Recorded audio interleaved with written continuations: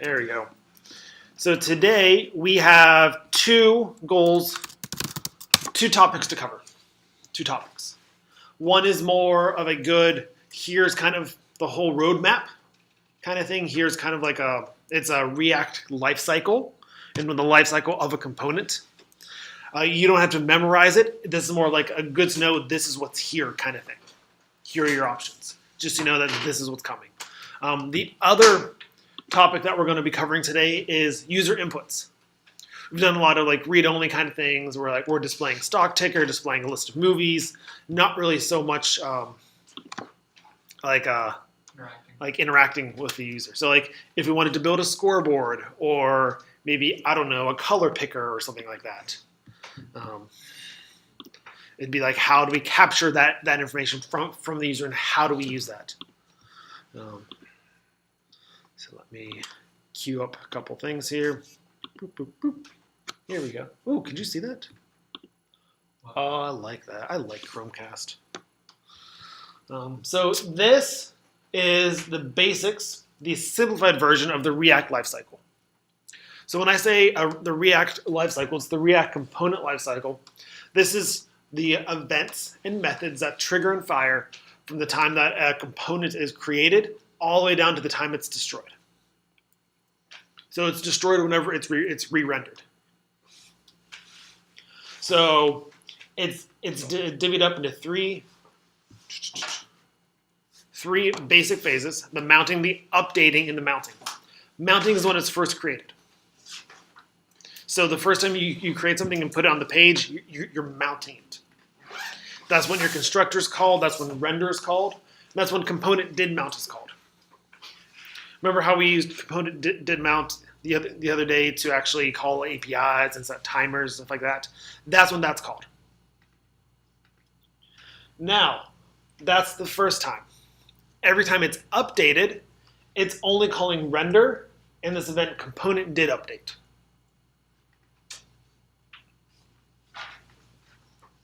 And then once it's actually unmounting, it's only calling the component will unmount. So remember in last night's homework, and there are some examples where it had component will unmount. That's where we actually will clear timers, maybe clean up our session storage or our local storage. Stuff like that could actually happen. Any thoughts so far? You only use these if you're using state. Mm-hmm. Yep. Otherwise.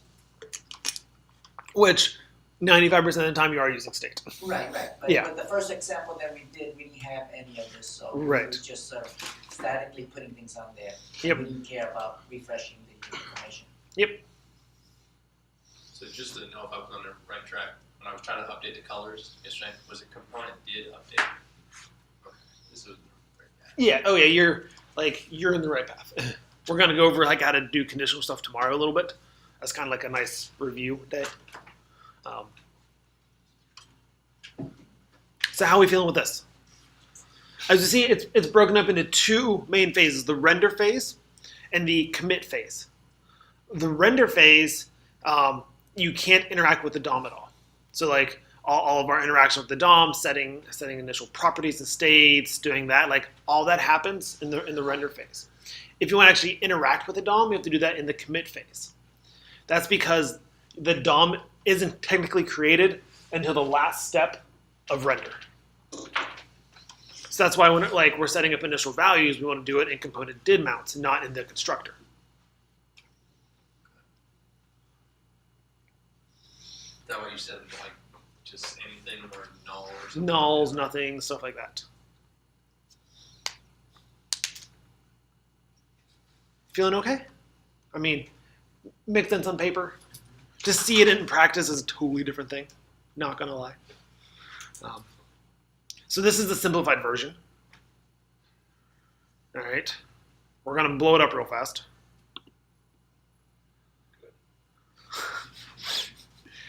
So the majority of the time, you only care about these couple events, these couple of things. But there's a few more things that are happening, and it's nothing really too crazy. I can see there's a bit more happening in the render phase. Can you see all right? You sure? Still gonna I mean, move. there's nothing on it. Sorry, Yeah, I just made sure I wasn't missing anything. Good. Yeah, I always forget like Sorry. like that time. So I'm lying on the couch in the corner.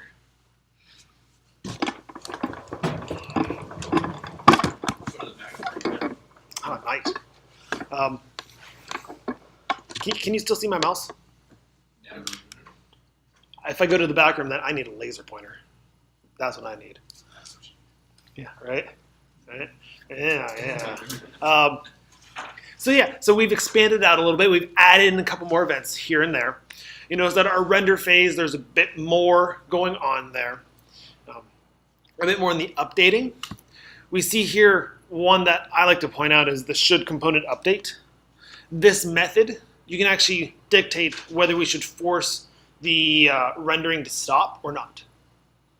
So if we override this should component update, and we return a true or false value, we can say, hey, true, go ahead and update, or false, don't update just quite yet. For whatever reasons. We can fine tune our UI to be more performant, more responsive, and maybe display more accurate information.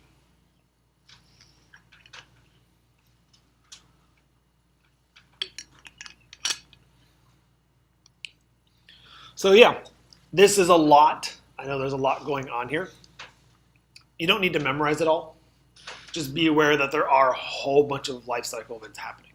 Because as we get more and more into more complicated apps and more complicated websites, we will be tapping into a couple of these events to kind of make our lives a bit easier.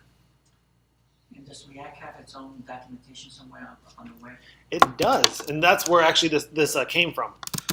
It is React.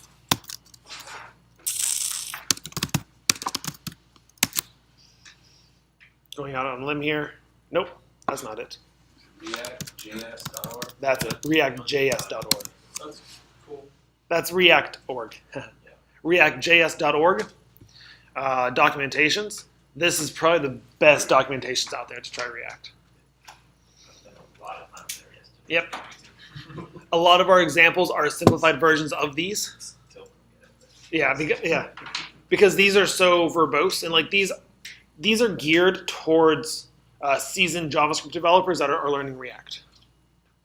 So there might be some concepts here and there that are still fuzzy to completely new folks. Which is why we're taking these examples and kind of like slimming them down to something that we all can understand here.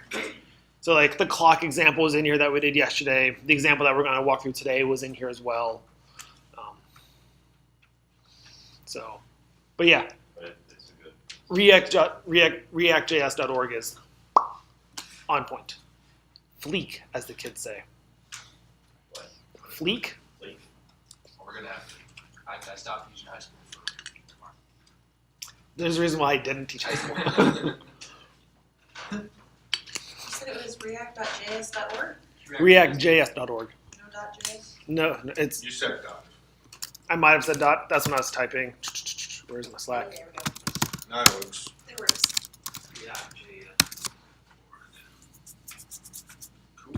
Cool. Mm-hmm. And really, if you notice the main concepts, we're almost following this path almost exactly. I noticed that. Yeah. Yep. Like we did some basic stuff. We did some JSX. We did some elements. We did properties. We did state. We're doing a life cycle, which is a great segue into what we're doing next, which is handling events. Let me blast out. Nope. That as well as. The lists and keys was pretty helpful, although there was a couple things that I was missing on that were tripping. The list and keys. Yeah.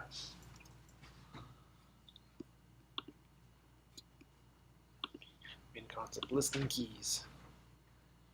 Where did you get tripped up? Just trying to get the map, the coins to that, and I thought that would be Mm-hmm. I would be able to look at that and better understand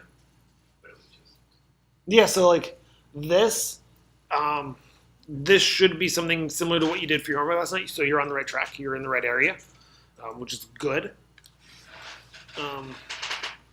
Yeah, any questions you have, bring to the review session, and we can kind of work that. So, that being said, let's get to a more practical example of handling inputs. Right back to our good old friend inputs. So as before, just kind of recenter us. Here is how we would do handling events with vanilla JavaScript, right? Nothing too crazy. We have an event, that's a function. We have document.query selector, myrad button with add event listener, click, hand home button click. What? Nothing. Something to share with the class? No. Okay.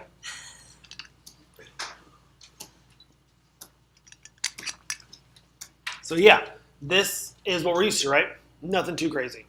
Fortunately for us, in React, we still have that same basic concept of when this on this event, do this. So this right here, add listener event, we're saying click. Whenever we click, do run our function. That same event, that same concept is still here. And it looks something like this. So let's zoom in on the render function first. We have return div with a button that has an onClick event equals this dot button click. So that this dot button click is a function pointer, like the other event was, saying, hey, whenever the click event happens, whenever that on click happens, run this code. And now this dot button click, you'll notice is still a function, a good old arrow syntax. And inside of that, that's what we want to run. We're saying when this button clicks, we're going to update the state and say, hey, counter is this dot state dot counter plus 1. So add 1 to a counter. So as I click this button, I'm just going to have a number that goes up and up and up and up and up and up and up and up and up.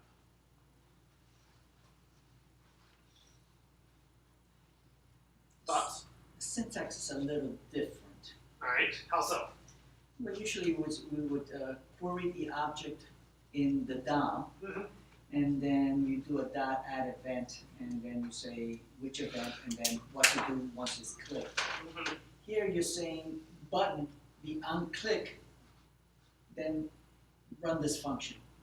Yep. So we're taking out that first step of querying the DOM. So that step is no longer happening. So the very fact that we're saying on click equals something, that's us adding the event listener to that button. So whenever this gets rendered out, it's going to have that event already registered to it. So the unclick is some type of parameter or It's an type attribute. of attribute? Okay. Because isn't it like before you weren't keeping, not necessarily keeping a value within, so you would just like what's in there and then return that. Now here in the constructor, because you have this dot state, and it's keeping track of what's in that variable. So now you don't have to go refer it; it's already tracked, so it just goes and adds whatever you did. So is that why it's not checking first and then? Say that again, because you're making a lot of sense to that last part. So what B was saying is that in the first instance we would go check, then do add the event listener, and then do whatever it was supposed to do. In this case, we're not doing that because we already know what's there, so you don't have to go check. Yep. Because you're already keeping track of what that is. Yep. Yes. Yes. Because that querying DOM process, you don't need that because we're all right here already. Like it's all laid out for us, spelled out right here. We don't have to go, hey, HTML, do you have this button? If you have this button, add this event. We know that this button is right here. V and then Chris. And just so we don't have, if we wanted to, I guess in the old way we would give the button an ID or a class, and that's how we would reference it in terms of styling it? We could still give it a class here too. Oh, okay, all right. Yeah, because remember this is just HTML. I use that very loosely. Where would you put something like if counter, the counter would have to be positive. So where would that logic go? What do you mean? So if you wanted to actually restrict the counter from going If counter reaches 10, stop. Well, I mean, yes, would it go in button click? Would you just say, if it's this, set state, if else, don't?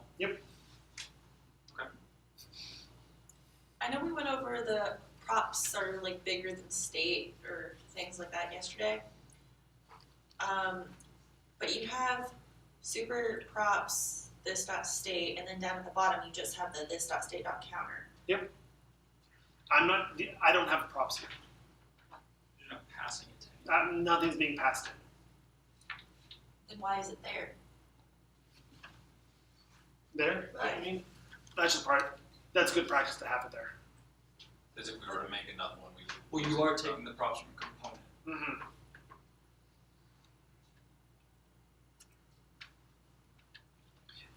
You're correct in saying they're not doing anything here because we're not dealing with props here, but it's good practice to always pass in the props that we get. Okay, so they would only be there if we had something else like in the other one where we So, had like, this dot props So dot. now if we iterate on this component and say now instead of starting at 0, I want to actually set where I'm starting at. That would be a property. That'd be a prop. That'd be passed in. Instead of us having to go in and then adding all this later, we're just gonna say, hey, you know what? React best practice says just to put it there now, so we have it there to kind of help ourselves out later.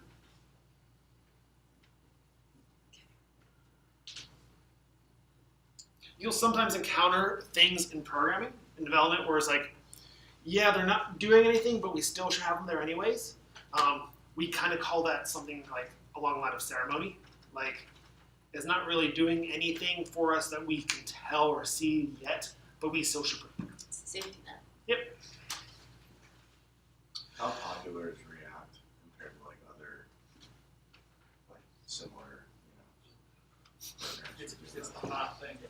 It's the hot cool thing. I heard it was cool one time. Is it like the most popular?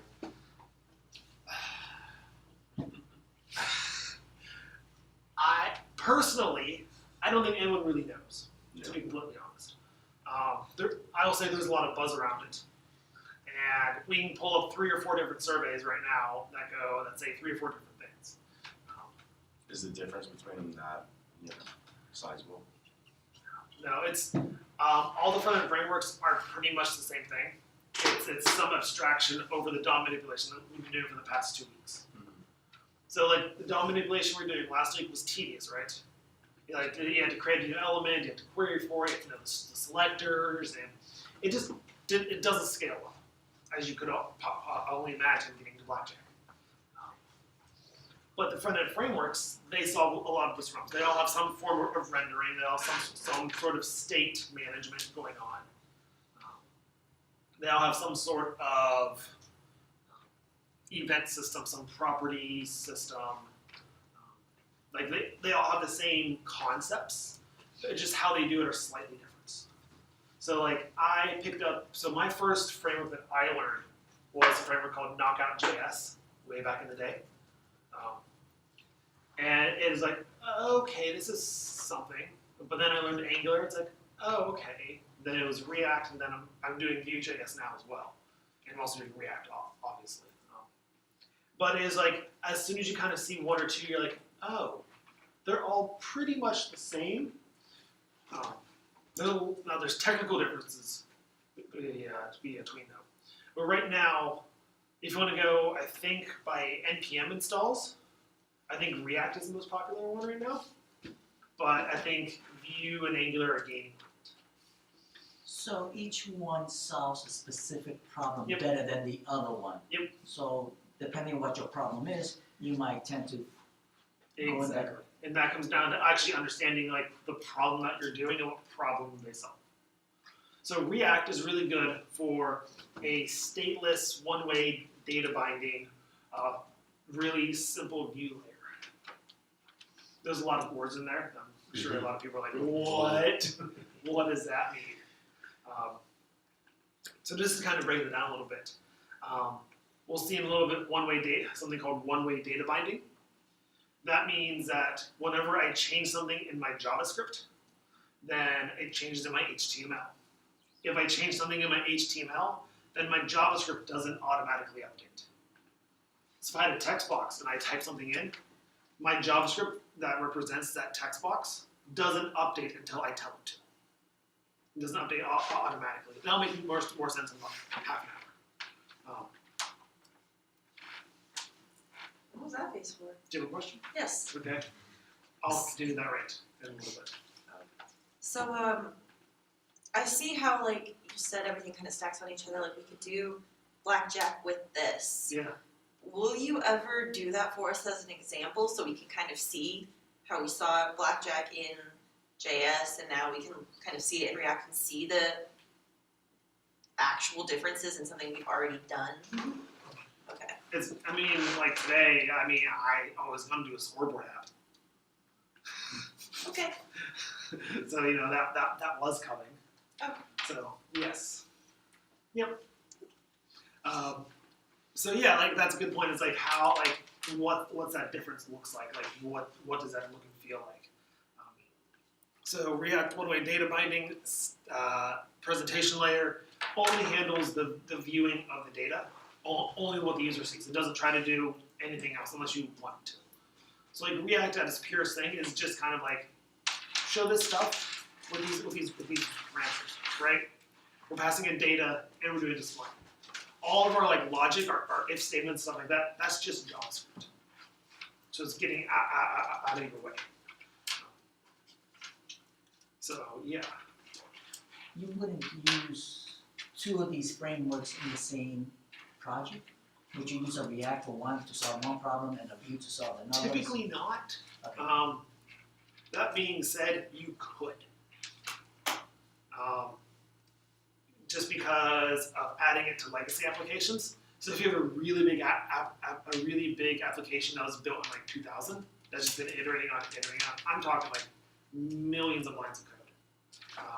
You can have some pages that are React, and some pages that are Vue.js, and some pages that are Polymer, some pages that are something completely different. I don't recommend it, but No, granted, so we're talking about one view, information going in one direction. How does that relate to state and stateless? so that information going in one direction is always going from state to the DOM.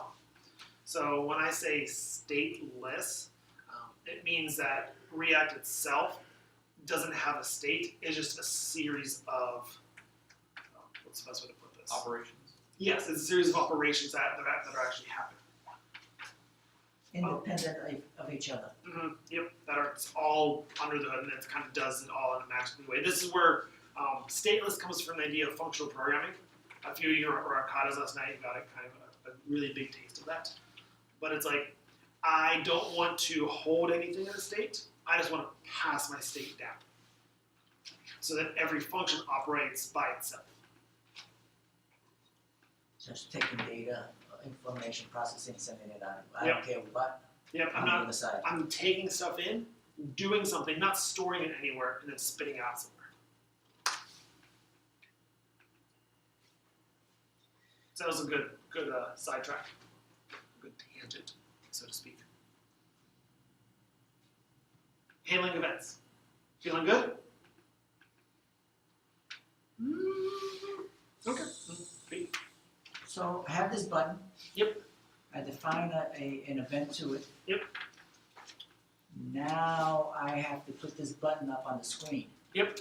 So I now pass this information to another component that will render it on the screen? So, no. This component counter handles the click event and displaying the button.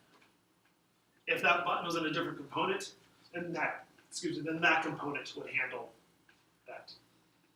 Because this component is the state that corresponds with this. Right. So if I wanted to put this into a separate component, and have to put all of this inside that component as well, because now that state's handling down there. Redux solves that problem. That's what my problem is. I thought, so in my mind, I'm having a component that does some processing. Mhm.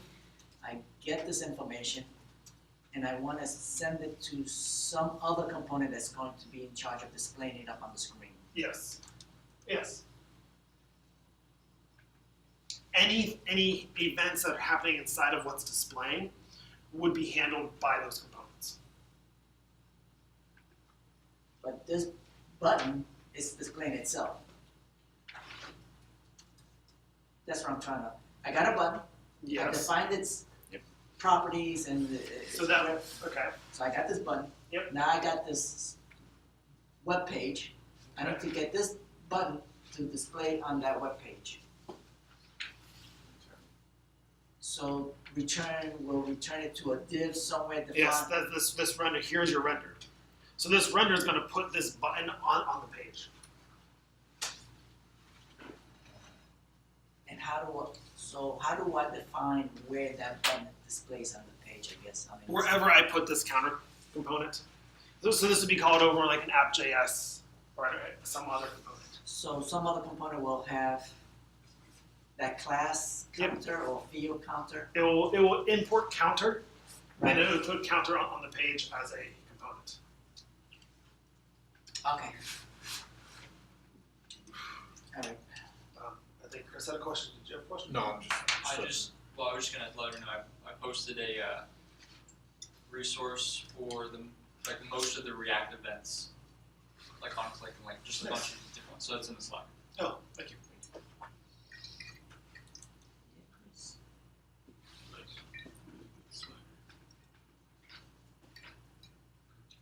And again, if you remind me, I'll blast off the slides.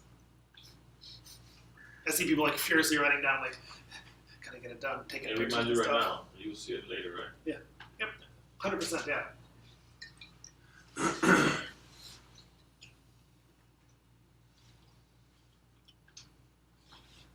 Feeling pretty good with this? Ready to see it in action? All right, it's 10:35. Let's take a 10-minute break.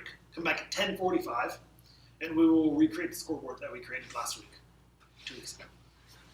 Could you actually make games in React? Could you make games? You could, and people have done it for academic reasons. Oh. Just like proof of in concept. school, Yeah, just like proof of concept. Like you can do it in React, But you would want to do it in Unity or something. Unity or Canvas. There's a bunch of JavaScript frameworks that allow that stuff like that to happen. Unity, Canvas, what are those?